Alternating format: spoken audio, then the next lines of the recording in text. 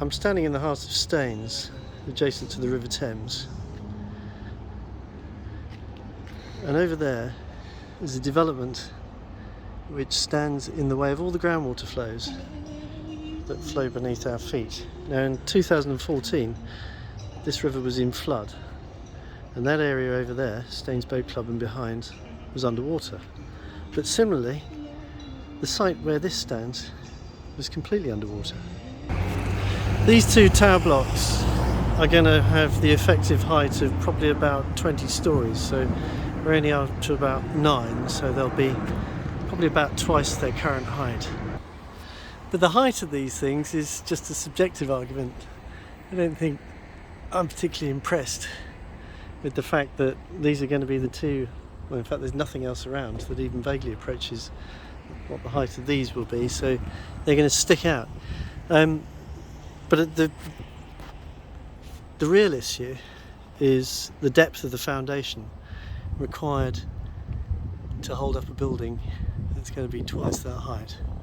And they're going to be fairly large buildings, as you can see. So as I said, this site was completely underwater in 2014, and there is a phenomenon which is called groundwater.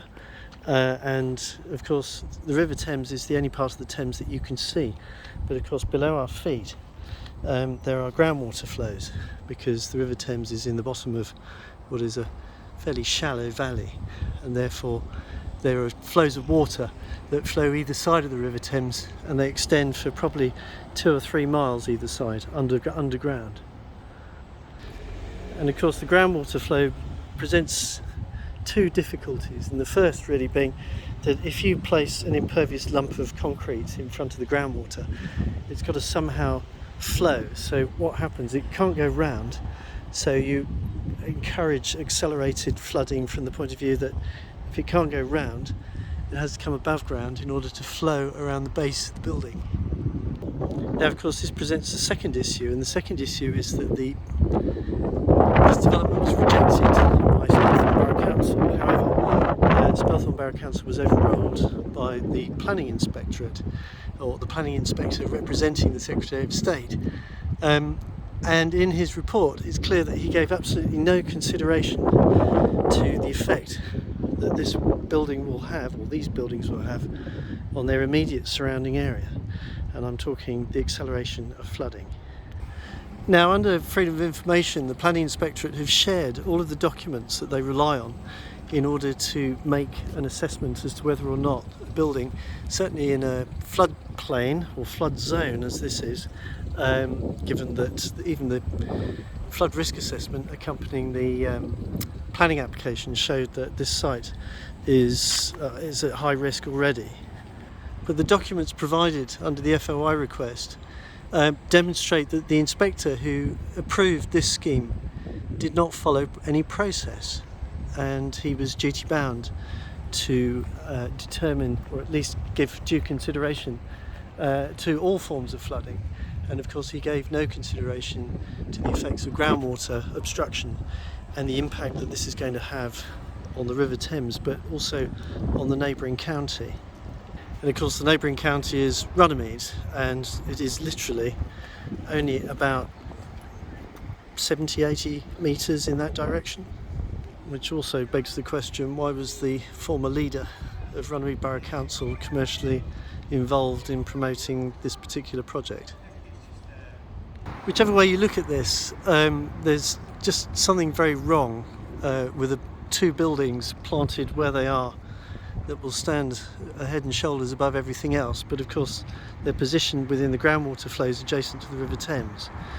And what's disturbing, of course, is that the Planning Inspectorate are very much aware of the fact that their inspectors didn't follow any process, or sorry, didn't follow the appropriate process.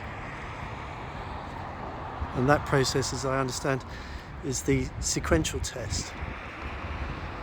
I think what's even more alarming is that Michael Gove is very much aware of the risk now that these buildings pose to the immediate surrounding area. However, the Planning Inspectorate appear reluctant to clean up their own mess and do anything about it and help protect the residents who are immediately adjacent to this development. of course the Planning Inspectorate have usefully suggested that we go to a High Court to overturn what I think was a incompetent decision.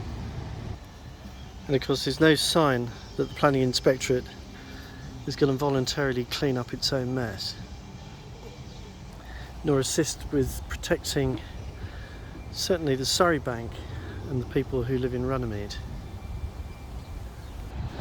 And of course adding resistance to the groundwater flows merely increases the slope of the River Thames, because the River Thames has to overcome that resistance, and therefore the slope increases and accelerates the prospect of out-of-bank flow.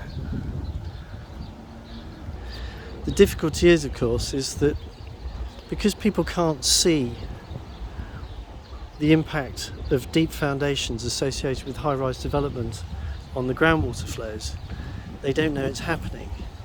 But fundamentally it's no different to throwing, I don't know, 50 double-decker buses off Staines Bridge, because that would be visible and people would be able to see exactly why the river is starting to overtop, because of the increased resistance.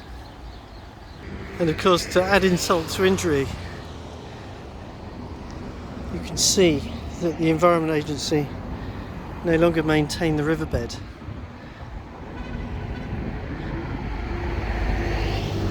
So there's resistance to flow anyway.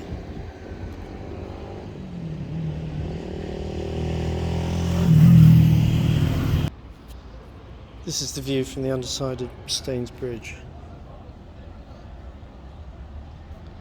In 2014, you can see the height of the river there. All of this was underwater. In fact, all of that over the road there, or over the other side of the river, was equally underwater. That building there, which was the Sea Scouts' hut, was underwater to halfway up that first pane on the ground floor. And yet there's no relief channel planned by the EA or part of the RTS which protects this section of the River Thames, or this reach of the River Thames. And yet developers and the Planning Inspectorate are quite happy to continue to fill the ground full of concrete and obstruct the groundwater flows. And without the assistance of a few million quid and a court, there's nothing you can do about it. It's democracy for you.